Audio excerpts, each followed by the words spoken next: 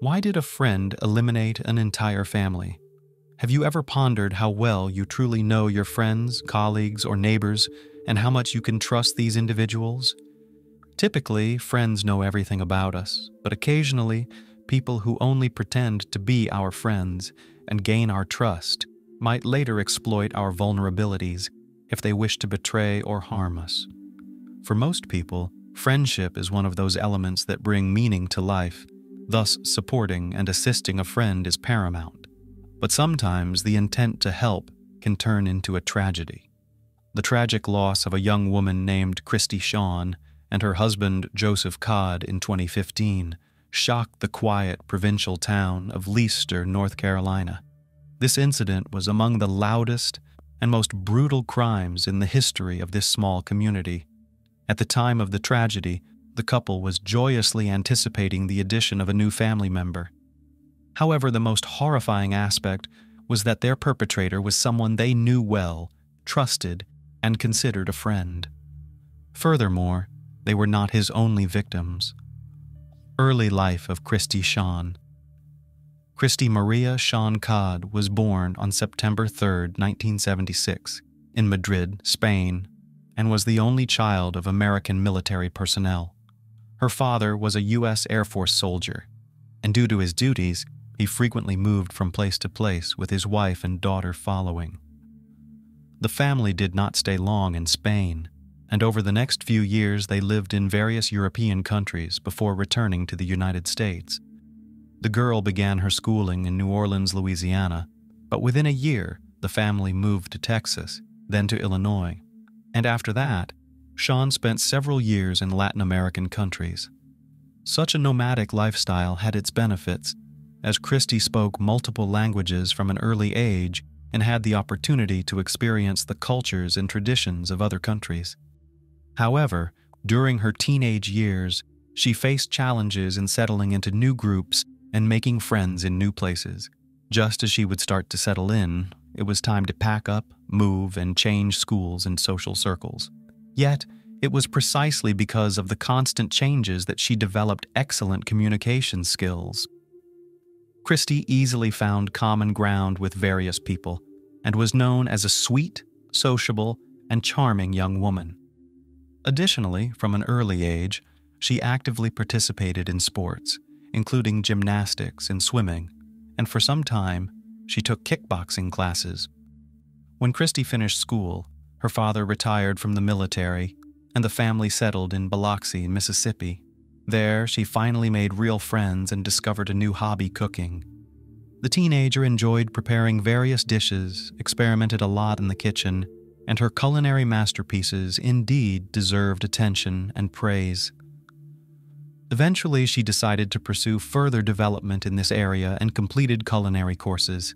Her parents thought she would become a professional chef, but unexpectedly, she also discovered her talent for acting. Actress and culinary TV star. A beautiful and ambitious young woman brimming with talent, enrolled in an acting academy and moved to Los Angeles. There, broad prospects opened before her, and she intelligently seized every opportunity to make her mark. Christy appeared in commercials, performed on the theater stage, and also took part in some high-profile Hollywood productions as an extra or stunt performer. Specifically, she had a minor role in the Terminator franchise, performing quite risky stunts. In 2000, the young woman graduated from the academy, but by that time, she had not landed any significant or notable roles, despite her striking appearance and evident talent. She then decided to focus on her culinary skills and also on sports, turning these two passions into a quite profitable business. Christy participated in several popular culinary TV shows which made her well known, turning her into a popular and recognizable figure. She made it to the finals of one season of The Next Food Network Star. But unfortunately, the blonde did not win, as the judges had mixed reviews of her culinary experiments. However, Shawn was not greatly dismayed, as she managed to attract considerable attention to herself. Thousands of people followed her on social media, keeping up with her life and creations. She actively promoted a healthy lifestyle, gave advice on proper nutrition, and even developed her own exercise routines to maintain good physical condition. About a year later, Christy founded and began successfully developing her own catering company, which provided banquet services for various events and also retailed prepared culinary products. Her business was distinctive in that it focused on proper and healthy eating. And additionally, the menu featured her own original recipes, which she created and perfected. Soon, the young woman contemplated starting her own farm, which would grow healthy and environmentally friendly produce. This would help her expand her business in the catering industry. At the same time, she conducted online courses on proper nutrition and developed several other projects. Fateful encounter on TV. In 2012, Christy met Joseph Timothy Codd, better known as JT, who worked as a casting director in television, responsible for selecting participants and actors for various high-rated projects. They first met at a studio in Los Angeles at the casting for a culinary show that the young woman wanted to participate in, and they instantly clicked. Joseph was nearly 7 years older than Christy, had been married before but was in the process of divorcing at the time they met. He was utterly charmed by the beauty and charisma of this delightful blonde, and he began to court her. The young woman was not averse to his attentions, and soon they began a romantic relationship. Joseph shared and supported the ideas of his beloved, and together they began to work on the project of their own farm. Soon after, the couple decided to leave Los Angeles and moved from sunny California to North Carolina. They sold Christy's quite successful and well-established catering business. Joseph sold his house in Hollywood, and they invested all the proceeds in buying a large piece of land in the town of Leicester. The couple acquired a spacious and cozy house, as well as a nearly 1-acre plot of land to realize their dream. The man continued to collaborate with TV channels, but now worked remotely, while the woman actively worked on developing her personal blog about proper nutrition and a healthy lifestyle. They were an ideal couple, with their relationship marked by love and harmony.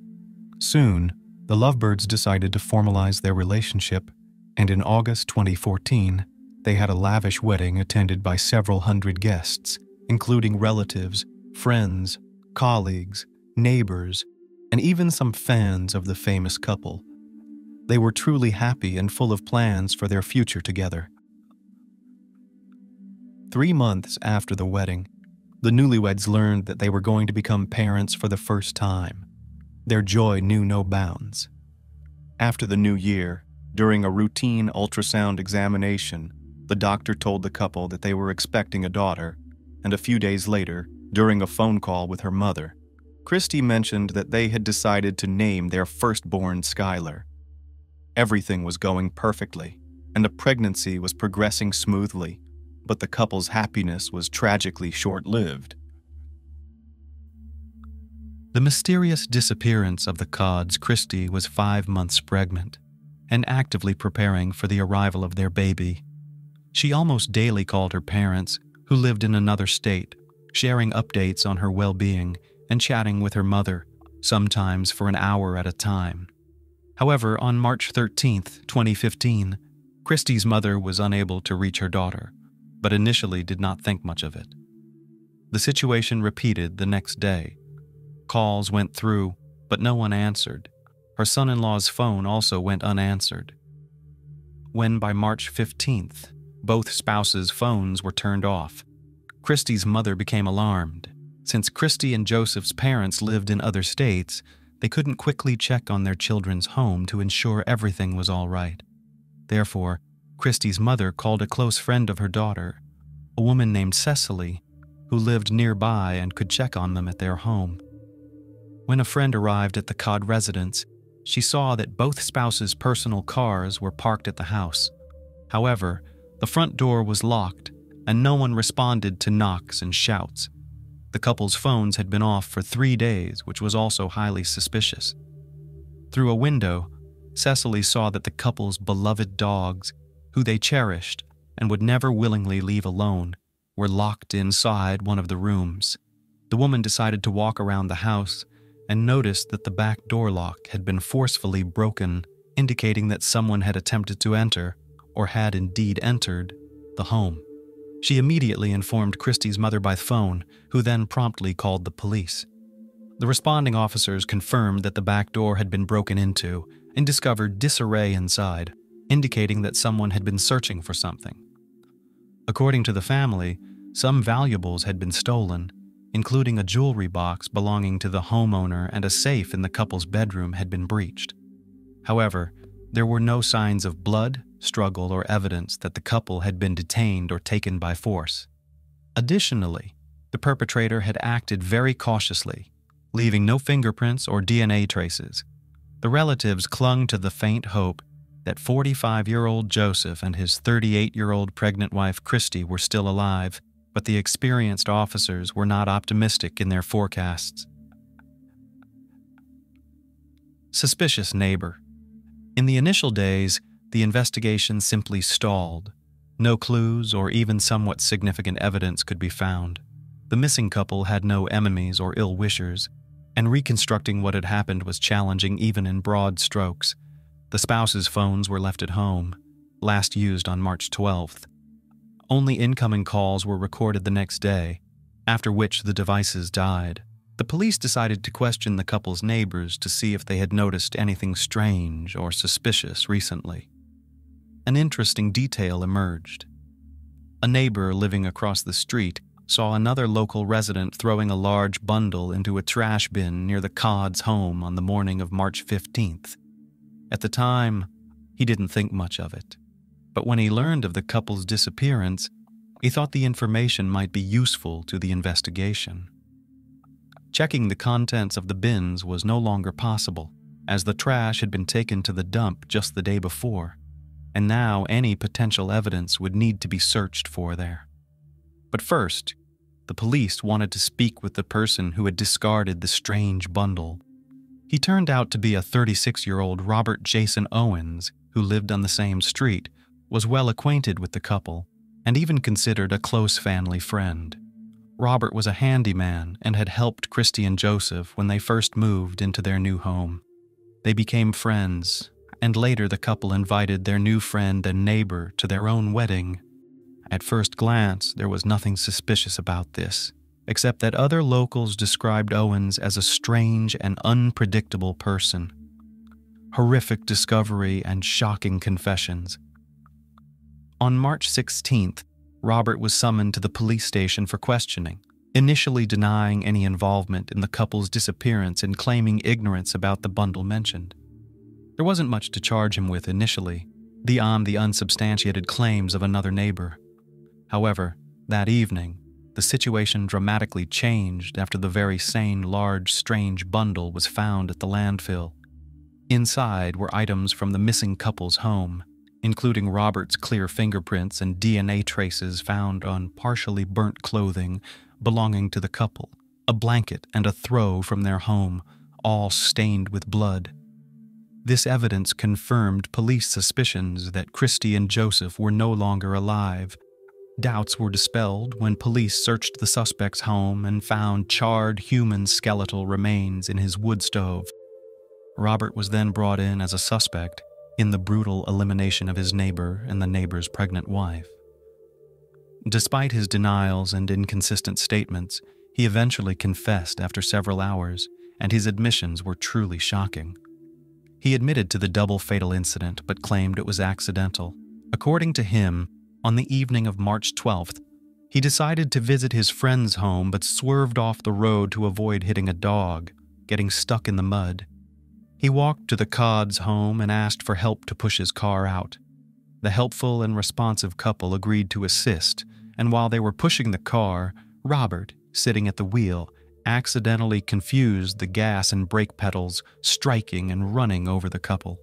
Terrified, he believed he would be accused of taking their lives, so he chose not to call the police or emergency services, instead deciding to cover up the incident. Robert claimed he returned to the Codd's house, broke into the back door, and took blankets from the bedroom to move the bodies, which he wasn't sure were deceased. He wrapped the bodies, placed them in the bed of his pickup, and drove them to his home. where he dismembered them in his own bathroom using a saw and a small axe. He then fired up his stove and began incrementally throwing pieces of his friends' bodies into the fire, hoping they would burn completely. The blood-soaked clothing, blankets, and footwear of the deceased he oddly chose not to burn, but instead packed into a trash bag and disposed of in a dumpster, assuming that once the trash was taken to the landfill, no one would be able to find anything. After all this, Robert claimed he decided to stage a burglary, though in reality, he had robbed his friend's home himself, stealing money and valuables, which he pawned the next day, unsolved crime. The cruelty with which Robert disposed of his friends' bodies and the eerie calmness with which he recounted the events shocked even seasoned police officers. In his home, they found a saw and an axe stained with blood, skin, and bone fragments of the deceased. The accused hadn't even bothered to clean the tools or attempt to hide them, confident that the investigation would never lead to him since he had left no traces at the Codd's house. Forensic analysis confirmed that the bone fragments found in Owens's stove belonged to the missing couple. Law enforcement decided to delve deeper into the suspect's background. Robert was unmarried, had no children, and barely maintained any contact with his relatives. He had previously lived in Asheville, North Carolina, but in 2000, he bought land in Leicester and later built a house there. It turned out that his name was linked to an unresolved crime from 15 years prior that occurred in Asheville. In 2000, Robert's close friend Zeb Wing Quinn, who was only 18 at the time, mysteriously disappeared. Robert and Zeb had known each other since school, lived nearby, and were friends. Zeb was undergoing military training and also worked part-time at Walmart.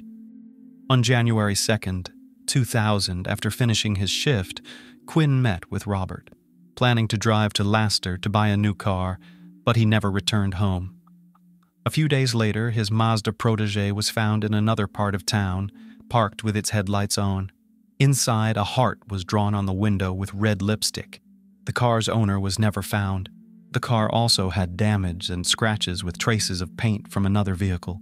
The last person to see Zeb was Robert, whose car also had damage, and it turned out that the scratches contained paint particles from Zeb's car. Robert told a peculiar and implausible story. Shortly after they headed towards Leicester, Zeb blinked at him to stop. Zeb said he received a message on his pager and urgently needed to use a payphone.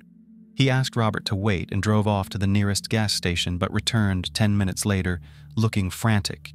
Said their plans had changed, and then drove off in an unknown direction, hitting his friend's car in the process. It was also discovered that Zeb had a romantic relationship with a woman named Misty Taylor, whose former boyfriend, Wesley Smith, had threatened Zeb with harm if he didn't stop seeing Misty.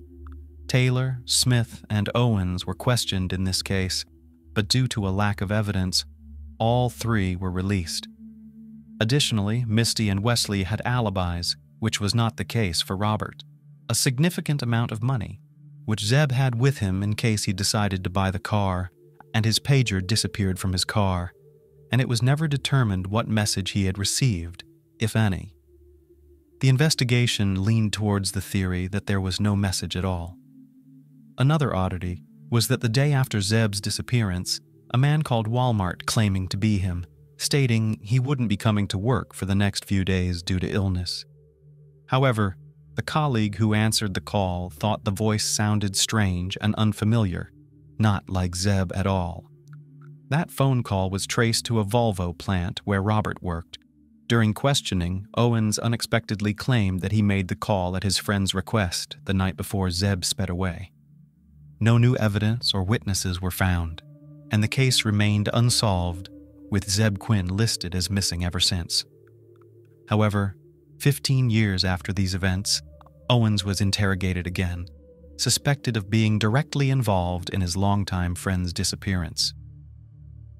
New, unexpected details of an old case. In June 2015, the case of Zeb Quinn was reopened from the archives, and the investigation resumed. However, at first, it seemed unlikely that law enforcement would uncover any new information. Robert recounted the same story he had told back in 2000, indicating he had nothing new to add. Nevertheless, the police decided to conduct a more thorough search of his property, where they stumbled upon something very peculiar.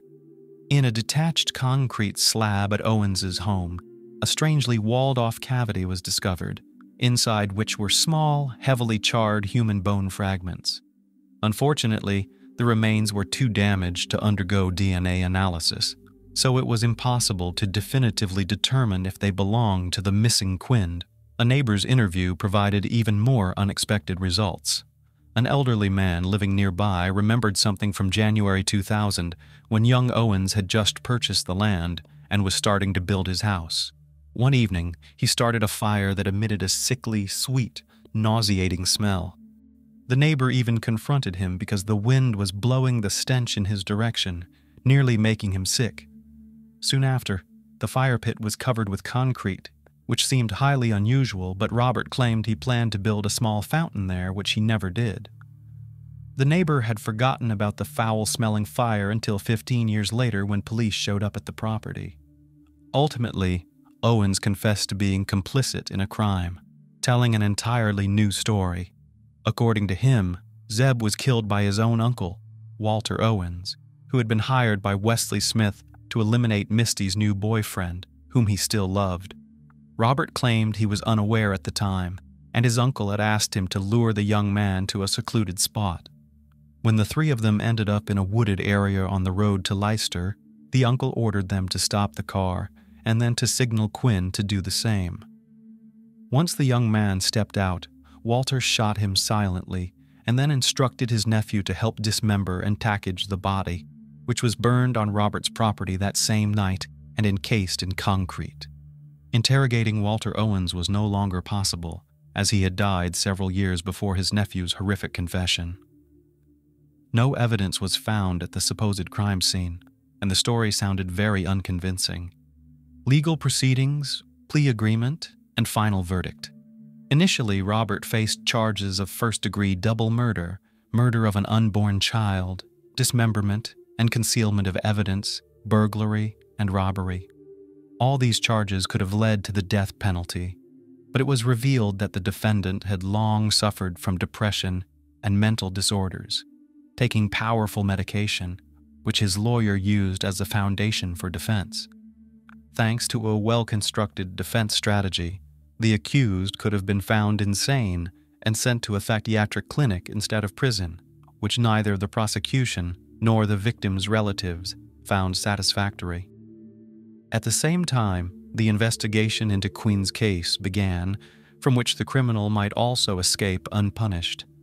In 2017, the defendant agreed to a plea deal, admitting guilt in the murder of the Codds in exchange for a guaranteed removal of the death penalty from potential sentences. For this case, he was found guilty of second-degree manslaughter, dismemberment and incineration of bodies, burglary, and robbery. In total, he was sentenced to 59 years in prison.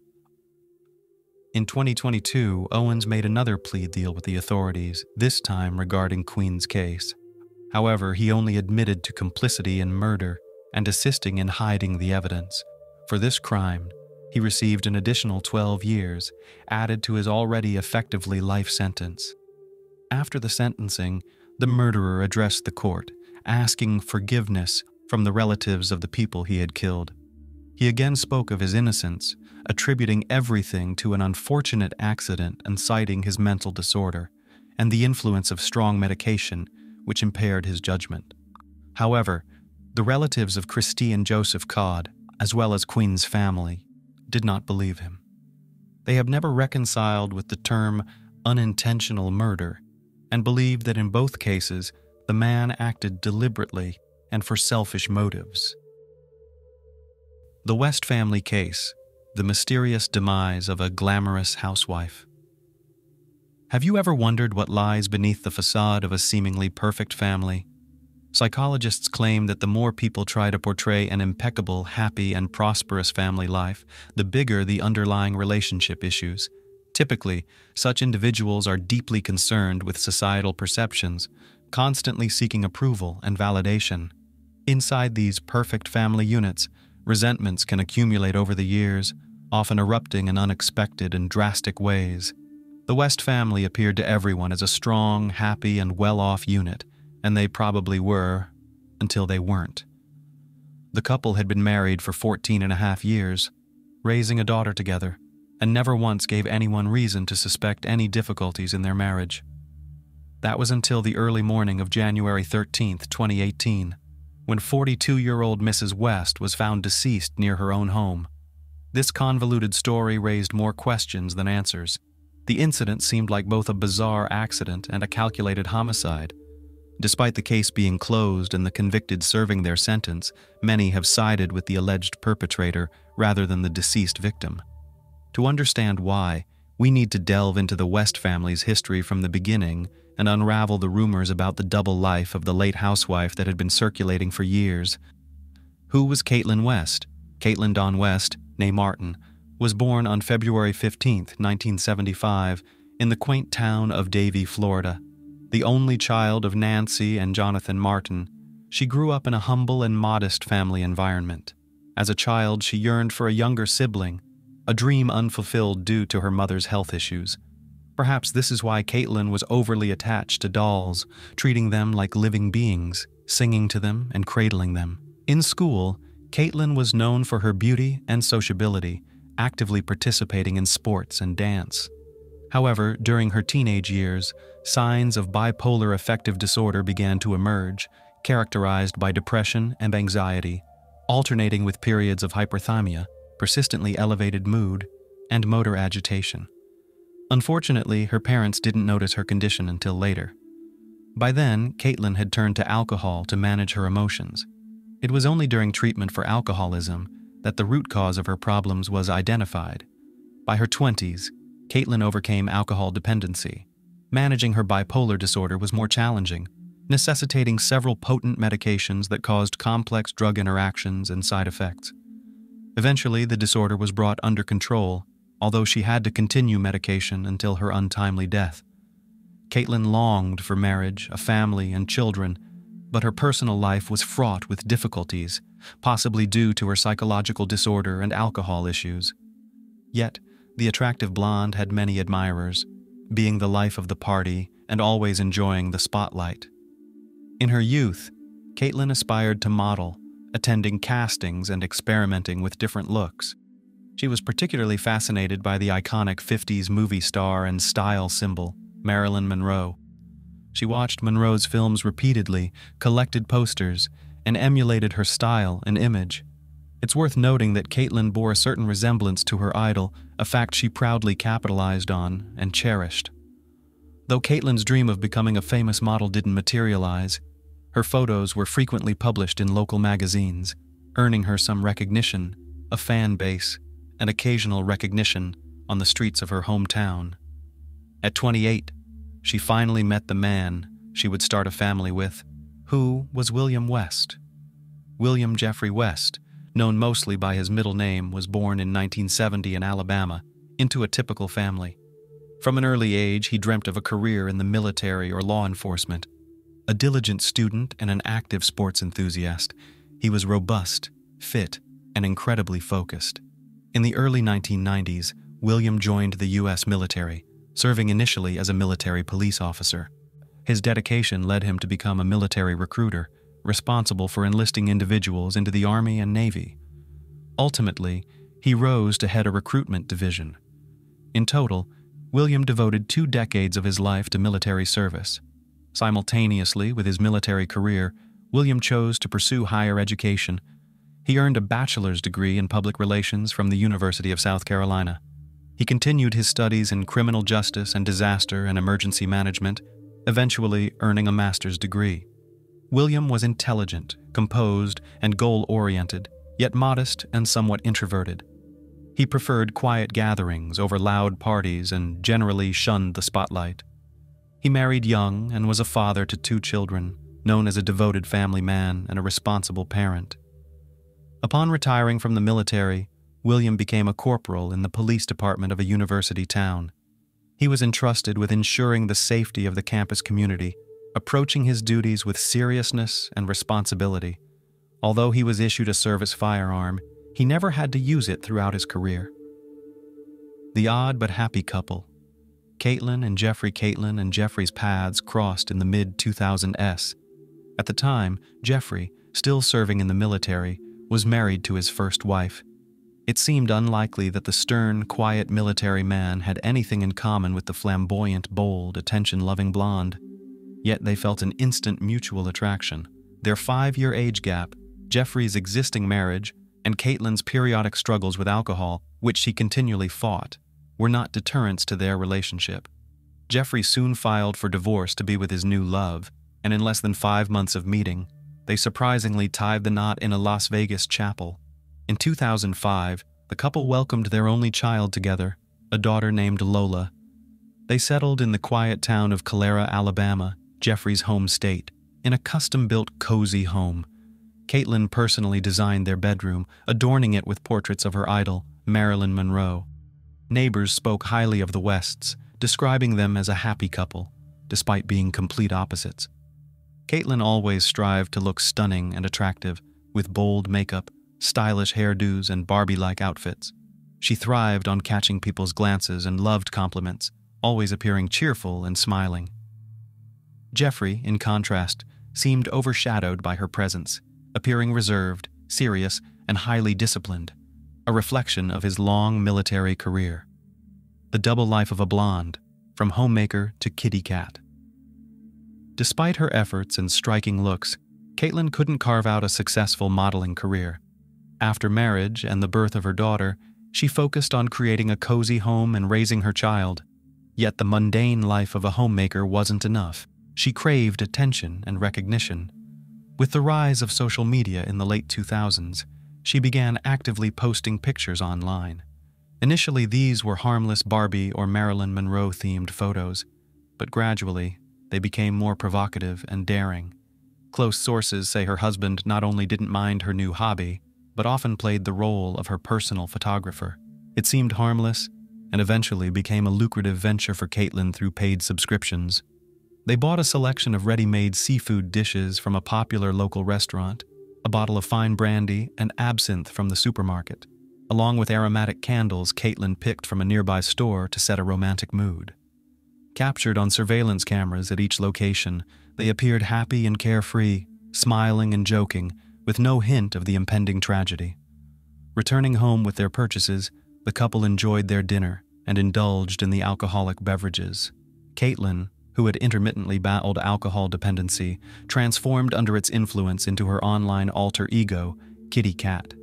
She requested Jeff conduct a hot photo session, first in lingerie and then without any clothes. Jeff, not opposed, took several revealing shots, which were posted on Caitlin's private Only for Fans profile by around 10 p.m. However, the romantic evening that was supposed to end in a passionate night soon turned into a nightmare, leading to a tragic outcome. Body on the road. Early on the morning of January 13th, around 5 a.m., a young neighbor of the Wests was on her way to work. The sun hadn't risen yet, but it was light enough outside. As she passed the Wests' house, something caught her eye, but it took her a moment to realize what it was. Slowing down, she soon noticed an almost fully unclothed woman lying motionless on the road. She also thought she saw someone standing on the doorstep of the house, who quickly vanished into the shadows upon noticing her. During questioning, she couldn't definitively say whether this person entered the house or ran off down the street. Startled and unsure of what to do, the young woman hesitated to approach the body. She returned home, informed her parents, and they collectively called emergency services to report the grim discovery. At the operator's request, while waiting for help to arrive, they reluctantly approached the woman on the ground, recognized as Mrs. West, and checked for a pulse. Tragically, there was none.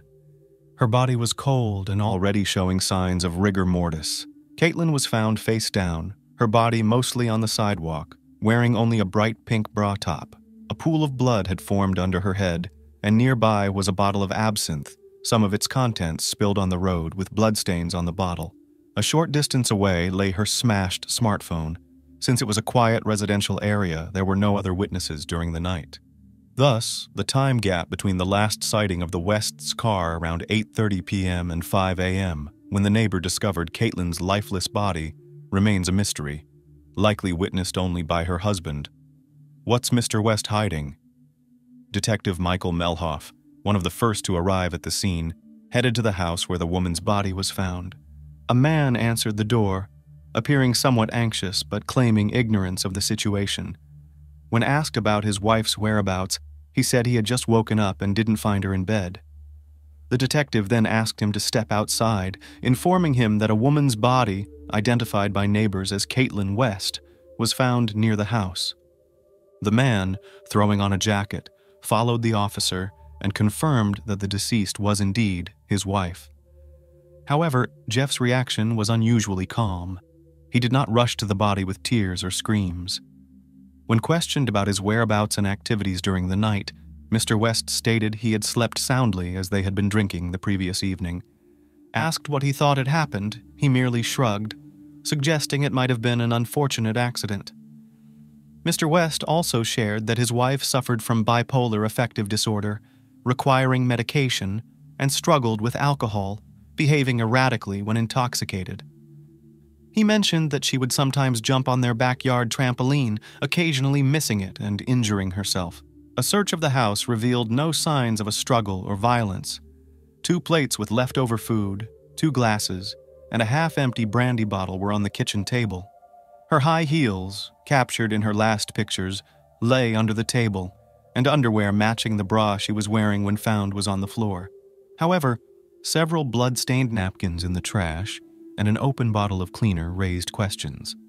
That day, Jeffrey was taken into custody as the main and sole suspect in the case. Chronology of events. Describing the last evening spent with his wife, Jeffrey noted that she drank heavily, which he greatly disliked. After the revealing photo session, he hoped they would move to the bedroom for a more intimate setting. He stepped away to shower for a few minutes and returned to find his wife still sitting at the table, drinking absinthe straight from the bottle and texting someone on her phone. Jeff was angered by this, and his requests to put away the gadget were ignored by Caitlin. He tried to snatch the phone from her hands, leading to a minor scuffle during which he accidentally elbowed his wife's face, causing a few drops of blood to appear from her nose. According to him, this was the blood the police found on the discarded napkins. Mr. West eventually took the phone from his wife and, opening the door, hurled it into the darkness. He claimed that after this, he turned around and went to bed, convinced that his spouse would soon calm down and join him.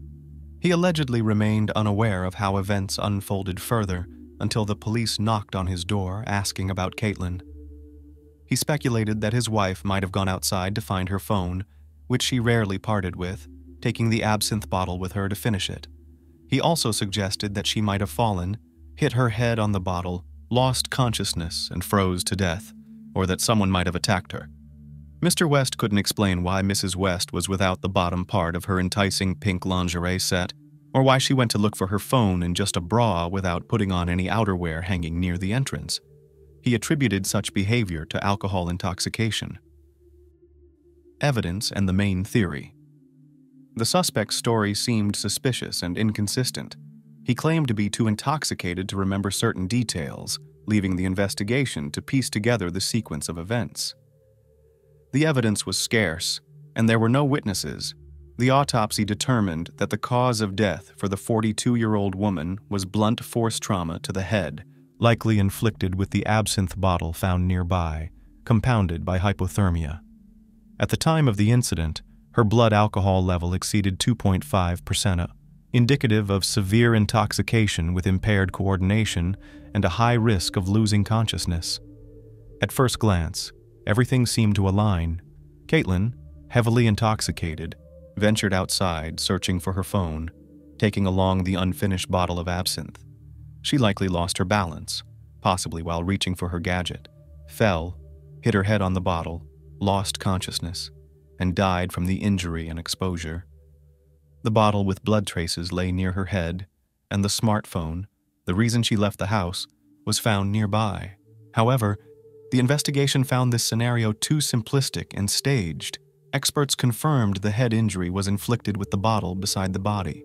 However, forensic analysis suggested that if she had fallen by herself, the bottle would likely have rolled away, not remained parallel to her head. Both Caitlin's and her husband's fingerprints were found on the bottle, along with some smudged prints that couldn't be identified. The blood-stained napkins and the opened bottle of household cleaner discovered in the house led investigators to a different conclusion. Their theory, later presented as the primary and only plausible one in court, suggested the couple argued over Caitlin's preoccupation with her subscribers. In a fit of anger, Jeff struck her with the bottle, causing a fatal injury. Panicking, he tried to stage an accidental fall, cleaning the blood in the house but failing to dispose of the evidence. Partially supporting this theory was the fitness app on Jeff's phone, which tracked his steps. According to the app, he was active around the house until midnight, and again early in the morning before the police arrived, contradicting his claim of being asleep. The police speculated that he was attempting to conceal evidence during these times. A third person involved? The neighbor who discovered the body recalled during questioning that she saw a male silhouette on the doorstep of the house who quickly left in an unknown direction. She couldn't confidently assert whether it was Mr. West or someone else. In the dim, early dawn light, she also couldn't discern whether this person entered the house or not. This information intrigued the investigators, considering the deceased's popularity online. She had many male admirers who paid to view the revealing photos of Kitty Cat. Thus, a theory emerged suggesting the existence of an obsessed follower among her subscribers.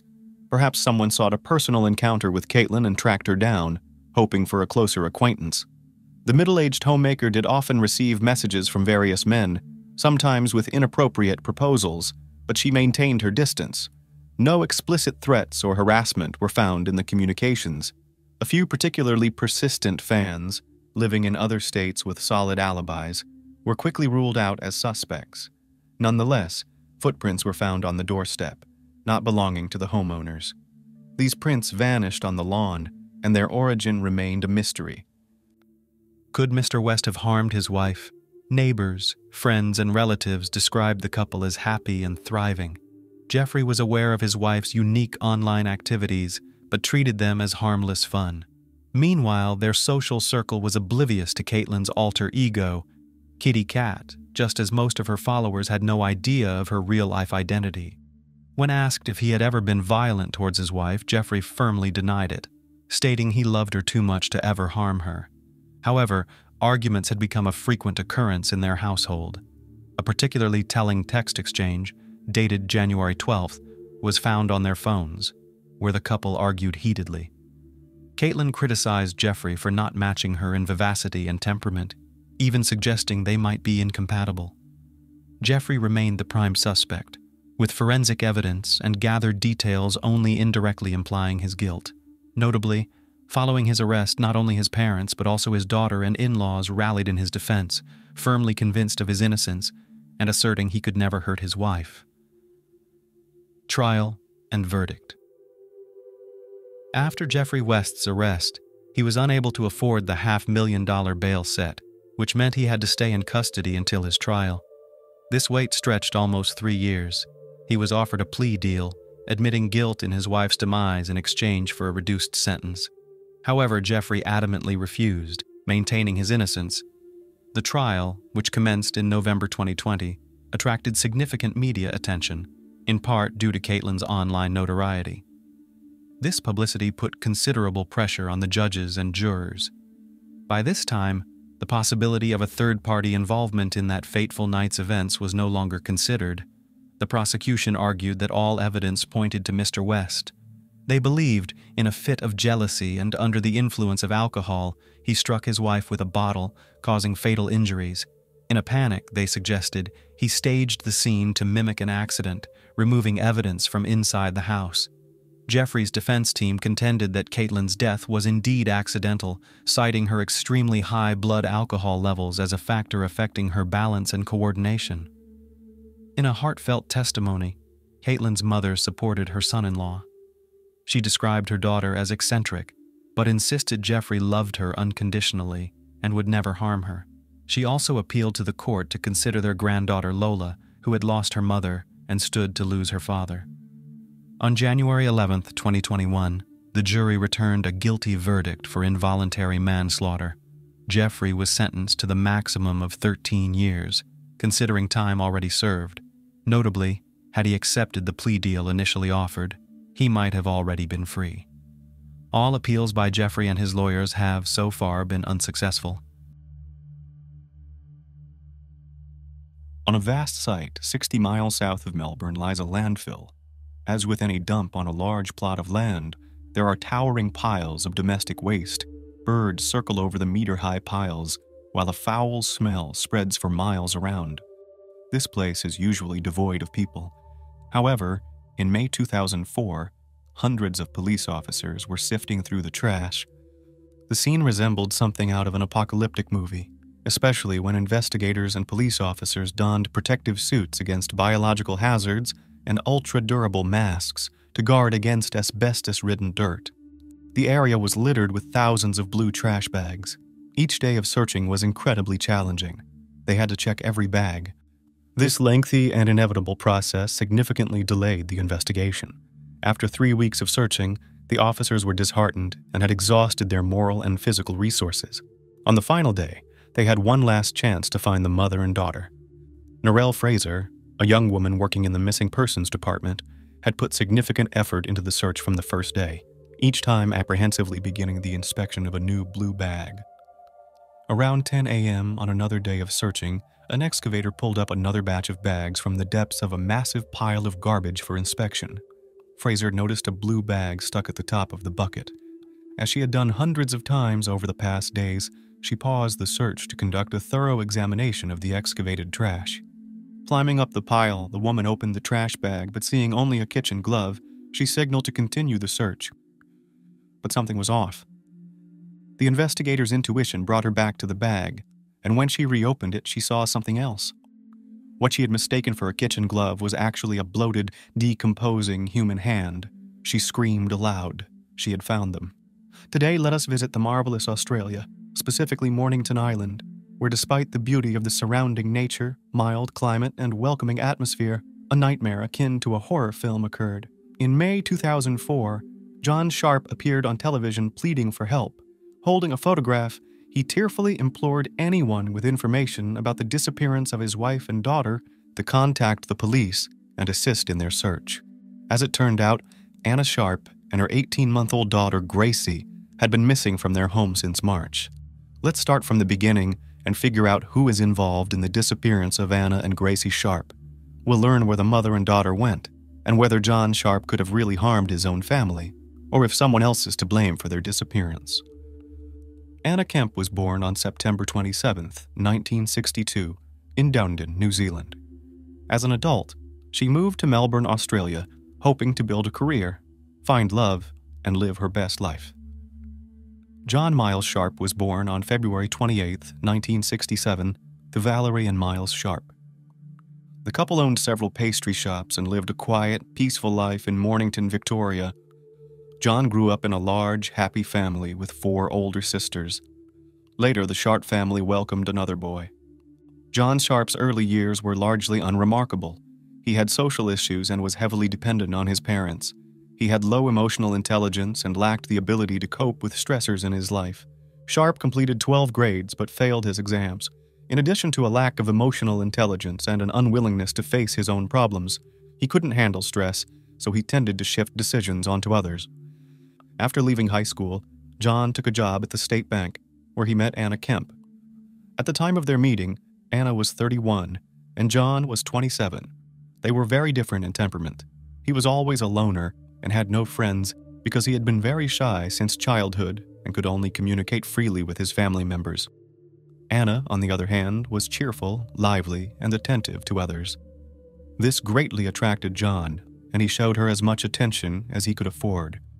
At first, she did not like him, but then she noticed his interest in her and saw how he opened up around her, transforming from a reserved, silent man into a confident and engaging conversationalist. Anna took notice, and the young couple began dating. In October 1994, they married. The ceremony was modest and took place in a close family circle. Anna's close relatives from New Zealand also attended the wedding, but they did not share her choice, thinking that Anna was too good for him. Decorum prevented them from voicing their opinion out loud, so the parents remained silent and supported their daughter's choice. However, during the honeymoon, Anna herself began to doubt the correctness of her choice. In a phone conversation with her mother Lila, she complained that she had rushed into it and that there was no real strong love between her and John. But being a devout Catholic, she accepted her choice and decided to try to establish good family relations with her husband and become a full family. They lived together for 7 long years in various places around the Mornington coast and appeared to be a perfectly happy family. But in reality, they lived their lives separately. By the end of 2001, Anna and John learned they were expecting a child. Anna was happy as she had long dreamed of having a child, but John was opposed, as they had agreed before marriage that they would not have children. Anna disregarded John's opinion and kept the pregnancy. Thus, in August 2002, baby Gracie Louise Sharp was born. The little girl had a difficult start to life as she was born with hip dysplasia. This is a congenital malformation of the joint that is corrected by wearing a special brace for a long time. The principle of such a brace involves bending the child's legs at the knee and hip joint and holding them in such a position. Wearing the brace around the clock creates certain discomfort for sleep and full life. Such inconveniences for the little newborn girl were very difficult during the first few months of life. It was expected that this condition would not create long-term problems for Gracie, but in infancy, she felt very uncomfortable and experienced significant distress while wearing the brace. But Anna cared for her daughter with complete dedication, hoping to remove the brace as soon as possible. The girl was very weak, ate poorly, slept little, required constant attention and care. Anna's time was entirely occupied with caring for her daughter. John was dissatisfied that his wife, Anna, devoted all her time to their daughter Gracie, and their marital relationship grew increasingly tense. However, Anna was unconcerned with John's feelings, as she was fully occupied with their daughter. Even after the removal of Gracie's brace, her sleep issues worsened, prompting Anna to seek professional help. The ordeal was exhausting for her. Anna quit her job to dedicate all her time to Gracie. The Sharp family was financially well off and wanted for nothing. In previous years, John had started a company in property staging and flipping, which allowed them to build a substantial financial cushion. In late 2003, the couple bought a house on Prince Street, close to John's parents' home. Soon after moving in, Anna surprised John with news of her second pregnancy. Anna was thrilled, as she had dreamed of having 2 children, but John was very displeased with the news and even once questioned whether the child was his. Despite their differences, their relationship appeared to be quite good. On March 21st, 2004, Anna, John, and little Gracie were invited to a family celebration. They seemed perfectly happy, and none of the attendees noticed anything unusual. But 2 days later, Anna disappeared. John behaved oddly. Perhaps each person grieves in their own way, but he did not report her missing to the police, nor did he look for her among friends and relatives, as if he knew where his wife was. And so it turned out. Sometime later, John confidently told Anna's mother in a phone conversation that she had run off with another man. He explained that he didn't know where she was or with whom. He also mentioned that Anna had taken her mobile phone with her. However, little Gracie stayed with John. This was most strange to Anna's relatives. They couldn't believe it, knowing that Gracie was neither needed nor of interest to John, and Anna would never have done such a thing. Anna's relatives never believed the story John told them. They knew Anna well enough to believe that she would never leave her Gracie, who still required constant care. On March 28th, John called her parents again and reported that Anna had come home by taxi and taken Gracie. He also stated that Anna would not return and that the child she was expecting was not his. This news completely dismayed the Kemp family. What John told them about Anna was not true to their daughter, but Anna's mother was adamant that her daughter would not leave the house, especially 20 weeks into her pregnancy. So who is John Sharp, a grief-stricken father and husband, or a participant in the disappearance of his own family? Over time, Anna's family received a letter via social media, stating that she had moved to another city to start a new life with a new lover, and asked not to be disturbed until she was fully settled. In the letter, she wrote that she was unhappy in her marriage to John, was tired, and wanted to start over in a new relationship. But Anna's relatives knew she would never behave like that. She would call, talk, and not hide like a fugitive. Moreover, the letter was not written in Anna's style, which cast significant doubt on whether it was actually penned by her. The facts that Anna herself wasn't answering phone calls, that she was unreachable, and the strange letter, seemingly not written by Anna herself, compelled her relatives to contact the police. Following protocol, the New Zealand police called John Sharp, but were told the same story about her leaving him for another man. There were enough suspicions to report the case to the police in Mornington, Australia, who immediately contacted John. Sharp failed to convince the police that everything was fine, and they promptly referred the case to the Victoria Missing Persons Unit. Within a few hours, an investigative team was dispatched. However, the truth is not always obvious, and the police conducted a thorough check. They visited the Sharp home, where John remained alone. John cooperated with the investigation and appeared genuinely distraught and upset. He recounted how Anna, upon leaving for the first time, got into a blue car. He reported that Anna and Gracie had moved to Chelsea. They took all their belongings and are likely now happily living their new life without him.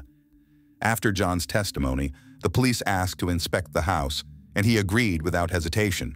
The first floor looked completely normal. The inspection of the second floor somewhat surprised the investigators. The main bedroom lacked a mattress, and the children's room was missing a crib. John explained that he had sold the mattress, and Anna had taken the crib to their new home. The police then checked Anna's phone. The last calls were to an insurance company and one from an unknown number. In the first case, she wanted to add a new family member to the insurance. The unknown number turned out to be from a regular TV repairman. It turned out Anna had arranged for him to come and repair the television in their living room on March 24th, which had been broken for a long time. The police located this repairman, and he said that when he arrived for the job, John answered the door and told him that his services were not needed as the television was already working. The police also checked social networks, but Anna did not use them. Despite their efforts, the investigators found no evidence that Anna Sharp had another man in her life. John reported that Anna had come home for Gracie by taxi, but no taxi company confirmed this trip. A significant lead in the search for Anna Sharp was a bouquet of flowers she sent on her mother's birthday with a signed card.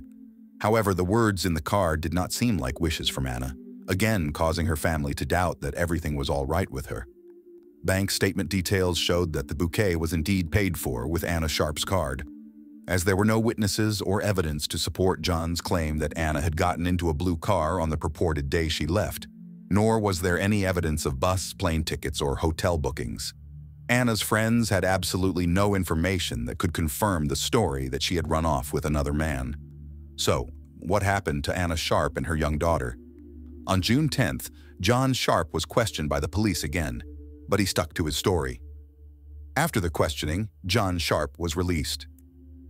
However, this was a tactical move by the investigators as they had put John under surveillance, hoping to catch any clue that could aid in the search. John Sharp was a loner who hardly made any calls and didn't entertain guests, so the investigators had undercover police follow him. During this period, John gave a memorable TV interview in which he tearfully pleaded with Anna to contact him, holding a photograph of Gracie and crying insincerely. The surveillance team continued to tail him and one day caught him in a suspicious act. After the interview, he drove to Chelsea Beach.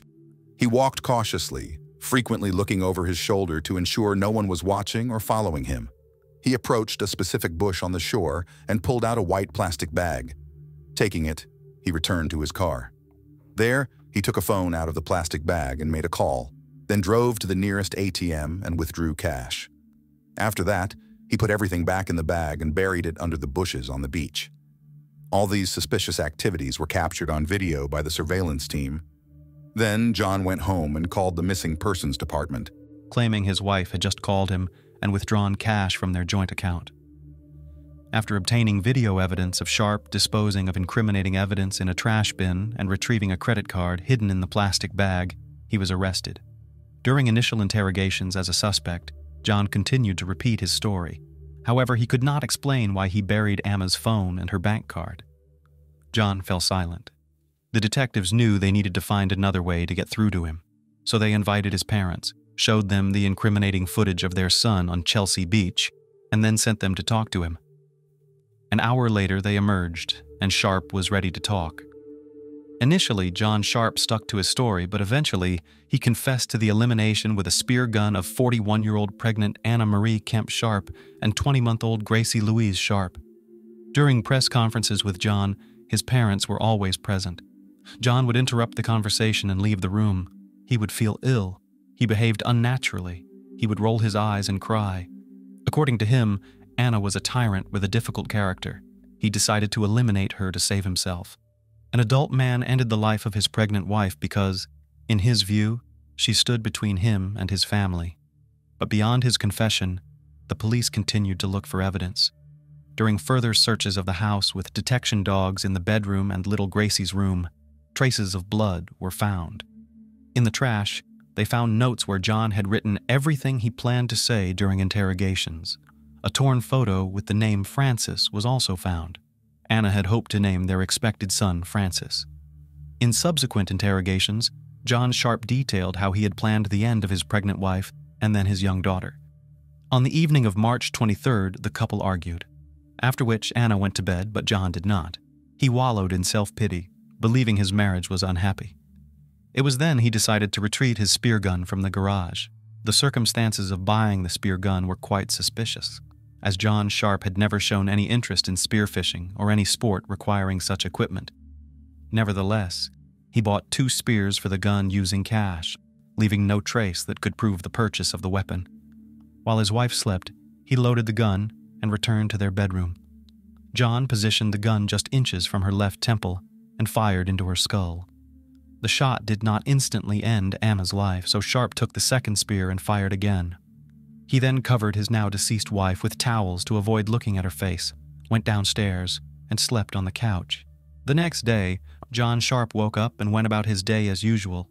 He dropped his daughter Gracie off at daycare, came home, and a TV repairman visited while Anna's body still lay in the bed upstairs. After the repairman left, John tried to remove the spears stuck in his pregnant wife's head. It was a difficult task, so Sharp decided to unscrew the shafts and leave the spear tips inside Anna's skull.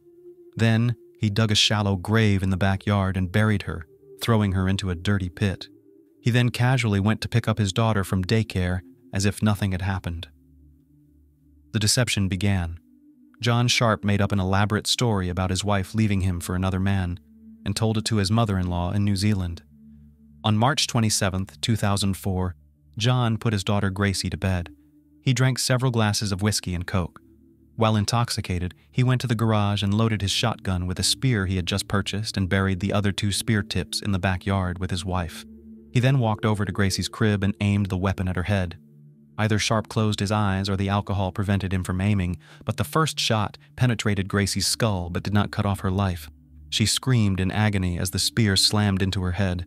Then he reloaded the gun and fired 2 more shots at Gracie. Amazingly, she survived. Finally, the distraught father pulled the first spear out of Gracie's skull and fired the final fatal shot. John Sharp later admitted that the moment he ended his wife's life, he knew he had to do the same to his daughter. He even took Gracie with him to the sporting goods store to buy new spears for the shotgun. The next day, Sharp covered his daughter's face with a towel because he couldn't bear to look at her dead face and removed the spears from Gracie's head. He then wrapped her in garbage bags, secured her body with duct tape, and threw his daughter into a landfill along with her toys and the weapons he used to end her life. Then, John exhumed Anna's body and dismembered it with a chainsaw. He wrapped the body parts in trash bags and secured them with tape. He then placed them in the trunk of his car and drove to the landfill. The investigators had enough evidence for an arrest, but did they have enough to charge and convict him? There was still hope that further surveillance might lead them to the bodies. However, after several days of inactivity from John Sharp, the team decided to arrest him and bring him back to the Missing Persons Department. John Sharp's confession to the ends of his wife and daughter was just the beginning of the horror. The task of finding the bodies he dumped at the landfill like trash was daunting. Due to space constraints, bins from the Mornington City dump were transferred to another landfill. The trash bags were traced to an incident location in Tuarong, and thanks to meticulous waste management at the landfill, police were able to pinpoint an area of about 100 square meters where they believed the bodies would be found. This saved the team an immeasurable amount of time and effort. At the end of June, extensive searches began, and for the next 3 weeks, the police meticulously sifted through the trash at the landfill near Devil Bend Reservoir.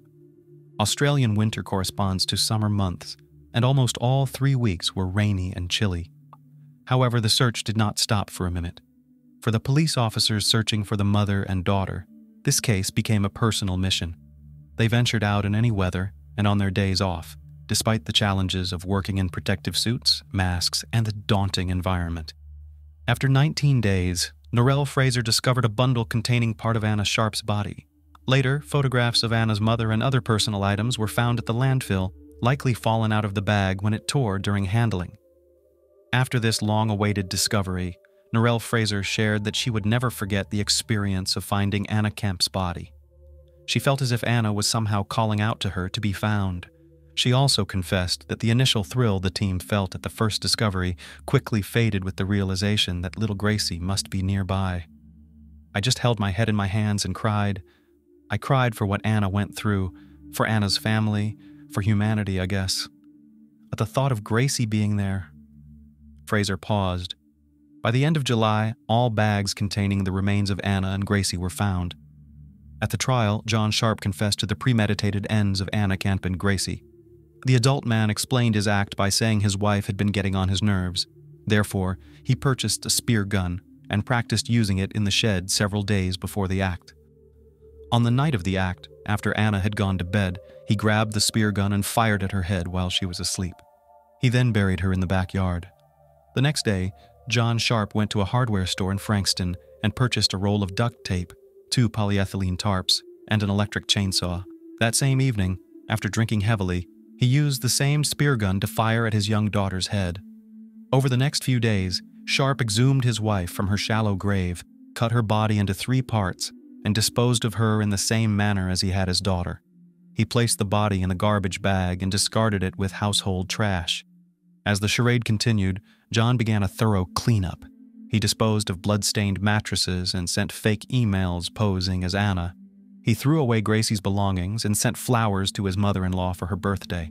In an effort to sustain his deception, John used Anna's bank card in a bank in Chelsea and even sent an email to her mother in New Zealand, pretending to be her. John Sharp appeared on television, pleading with his wife to contact him and her family to reassure them of her safety. "Anna, our marriage is over, but I still love you, and you are the mother of our wonderful daughter Gracie, whom we both adore more than anyone else." He signed a written statement to the police, claiming he had nothing to do with her disappearance. John Sharp continued to lie for 3 months. However, he was no actor, and his script did not have the ending he had planned. On August 5th, 2005, John Miles Sharp was sentenced to 2 consecutive life sentences for the murder of his pregnant wife and child, with no chance of parole for 33 years. He is currently held in solitary confinement due to threats and assassination attempts by fellow inmates. John Sharp, dubbed the Mornington Monster, was sentenced in 2005 to 2 consecutive life terms and is considered the worst case of familicide in Victoria. Anna and Gracie were buried in Anna's hometown. The name of their unborn son, Francis, is inscribed on their shared headstone. In Gracie's documents, the father's name is now left blank. But did John really murder his wife because of their loveless marriage and his desire not to have another child, or was there another motive? In addressing his dislike for his wife and child, he could have done what many in the modern world do, divorce and move on alone, but that's what any rational person would say. John Sharp, a true monster, chose to solve his problems by ending the lives of his loved ones. Amidst all the madness that had taken over his mind, it's clear that he had lost touch with reality. There's no other explanation.